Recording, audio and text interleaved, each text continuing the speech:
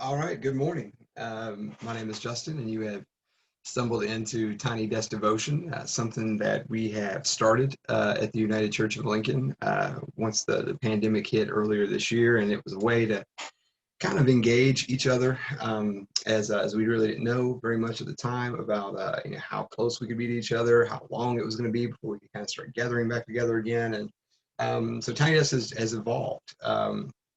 Uh, in the last several months, and it's been interesting. It's been good. It's allowed this small interaction to take place in the middle of the week for those who aren't really comfortable yet coming back. We've been meeting outside as a church, and we're just starting to have conversation about going back into our sanctuary.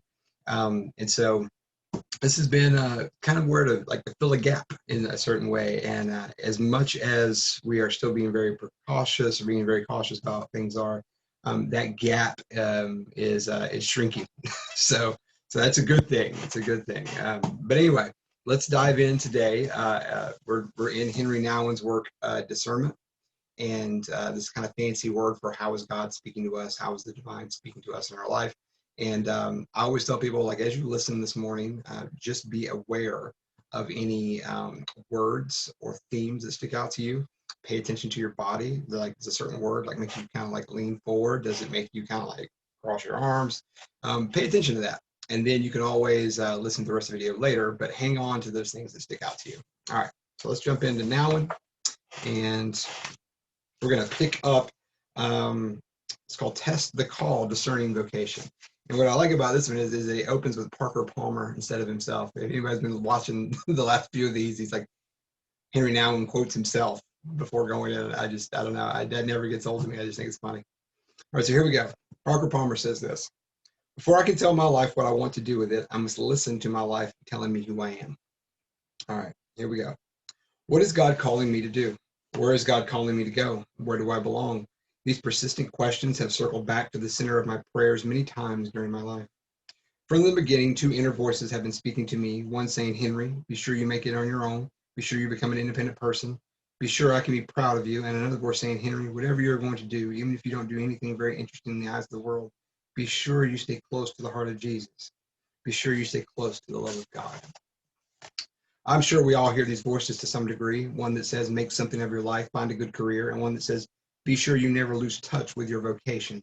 There's a struggle and tension there. I'll make a small note around these two words. Okay. At first, I tried to resolve this by becoming a sort of hyphenated priest, a priest psychologist. People would say, we don't really like having priests around. And I could reply, oh, well, I'm a psychologist. I'm clearly in touch with things, so don't laugh at me. I tried hard to keep those two voices together, the voice calling me upward towards success in the church and academy, and the voice calling me downward into solidarity with the poor and the vulnerable. That's a tough place to be in. Early in life, I pleased my father and mother immensely by studying, then teaching, then becoming somewhat well known by going to Notre Dame, Yale, and Harvard. I pleased a lot of people by doing so, and also pleased myself. But somewhere on the way up, I wondered if I was still in touch with my vocation. I began noticing this when I found myself speaking to thousands of people about humility, and at the same time wondering what they were thinking of me. I didn't feel peaceful. Actually, I felt lonely. I didn't know where I belonged. I was pretty good on the platform, but not always that good in my heart. I began wondering if perhaps my career hadn't gotten in the way of my vocation. So I began to pray, Lord Jesus, let me know where you want me to go, and I will follow you. But please be clear about it. I prayed this over and over. I have returned to this prayer at times and seasons in my life whenever I felt God calling me to a new place of ministry. Yeah, let's speak to that a little bit. What does God want from me? And a question we all ask, not once and for all, but throughout our lives. Should I get a job or go back to school? Get ordained or do lay ministry? Teach or preach? Work in another country or closer to home? Get married or stay single? Have a family or join a community? There are many facets to a life fully committed to God's will and way. When I tell others who ask these questions, I remind myself with surprising conviction in this: God has a very special role for you to fulfill. God wants you to stay close to his heart and to let him guide you. You will know what you are called to do when you have to know it. New vocations are full of promise. Something very important is in store for us. There is a hidden treasure to discover. All of us are called to ministry. Each of us has a mission in life. Jesus prays to his Father for his followers, saying, as you have sent me into the world, so I have sent them into the world. we seldom fully realize that we are sent to fulfill God's given task. We ask as if we have to choose how, where, and with whom to live. We act as if we are simply dropped down in creation and have to decide how to entertain ourselves until we die. But we were sent into this world by God, just as Jesus was. And once we start living our lives with that conviction, we will soon know what we were sent to do. These tasks may be very specialized, and they be very general tasks of loving one another in everyday life. The gospel tells a story about Andrew and another disciple of John who followed Jesus. Jesus said, "What are you looking for?" They said, "Rabbi, where do you live?" When Jesus said, "Come and see," they stayed with him. Later, Andrew shared with his brother Simon what they had seen and heard, and so Simon came to Jesus. The story offers three important verbs to reflect upon in discerning how God is calling: to look for, to stay, and to share. I'll outline that too. When we search for God, stay with Him, and share what we have seen with others, we become aware of the unique way Jesus calls us. During my longest stay at the Abbey, in 1974, I read an article about the new pipeline being built in Alaska.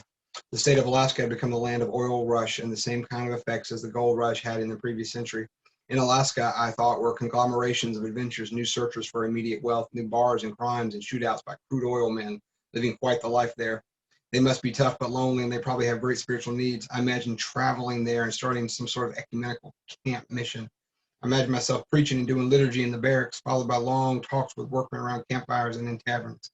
I remember previous spiritual adventures of preaching to people working on a dam in the Pyrenees and driving in chapel trucks through West Germany to give retreats for Catholic refugees from East Germany when I was a young man. All memories from long ago, yet they do not seem so long ago. Though I was spiritually drawn to the idea of ministry in the wild, how did I know if God was calling me to be a priest in Fairbanks? Thomas Merton, who always brings up Merton, thought about going to Alaska to live as a hermit.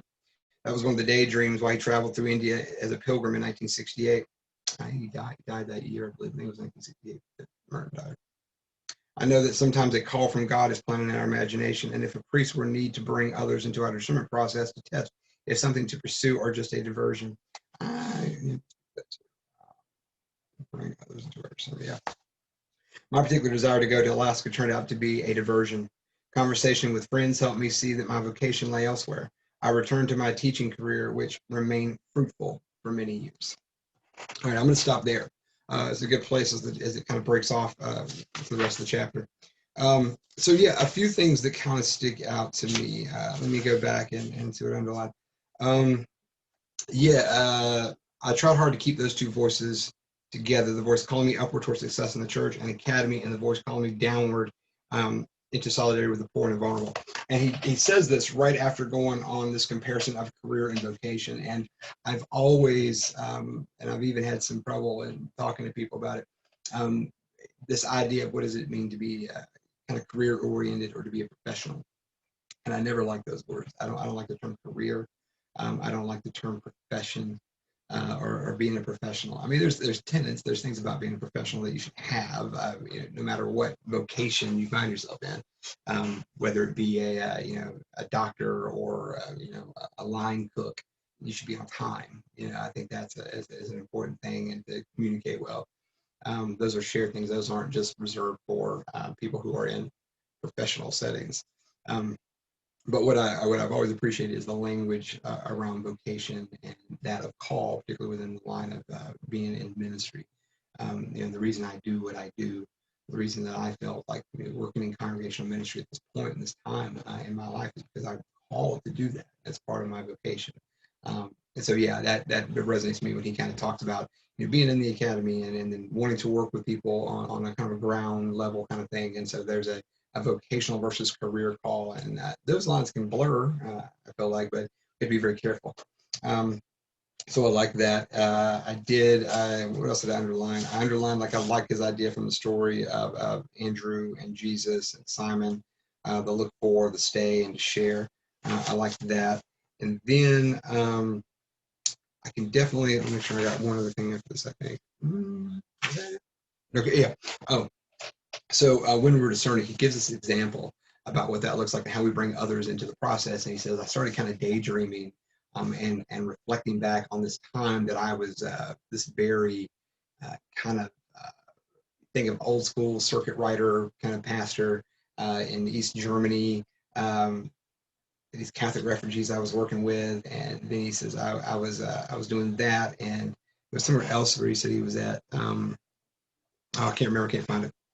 But he says, I was thinking about these things I did when I was young, and I was applying them to this new this Alaska pipeline that was going on. He's like, I just felt like there's going to be all these people going there looking to make money, and there's going to be this rush. It's going to look very similar to the gold rush, and I could be on the front lines and be working there. And he says, I really felt like that was something I was going to pursue. And he said, but once I took that to my friends and people whose opinion I admired, I felt that was just a diversion for something else. I think it's really smart. There is a process of what I think of when I think of ordination within the denomination that I come from is you get you get affirmed and confirmed by your peers and by those that you are doing life together in a community with. And so I remember when I first began to think of that, maybe God was kind of calling me into ministry. I remember asking somebody about it, asking someone whose opinion I respected, who was close to me but didn't have like a bias, like he just didn't want to tell me what I wanted to hear. And this person was like, "Yeah, I think you'd really enjoy it." It's like, "I think you would like the study. I think you would like the educational part of it. I think you would like the learning." And so that was one of the first like, "Yeah, I think you could do this." So I think we do bring others in. I have a coach, kind of a friend / mentor who can speak to me in that way. And when I have something on my mind that I'm trying to like parse out, I like to take it to those kind of people and say, "Hey, listen, I'm thinking this. Like, have I thought this through, or am I only looking at it from one angle?" So it's important to have. I think that's part of the discernment process too. All right, so that is it for this edition of Tiny Desk. We will pick up again on Thursday, where this video will premiere again, or this video, or the next video will premiere on Thursday of this week, which I think is, Lord, is that October 1st? It is. Man, we're already in October.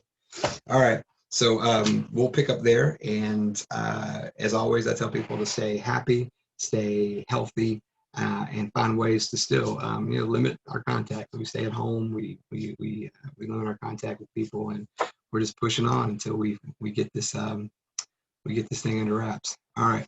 Thank you all so much. Take care, and we'll see you on Thursday.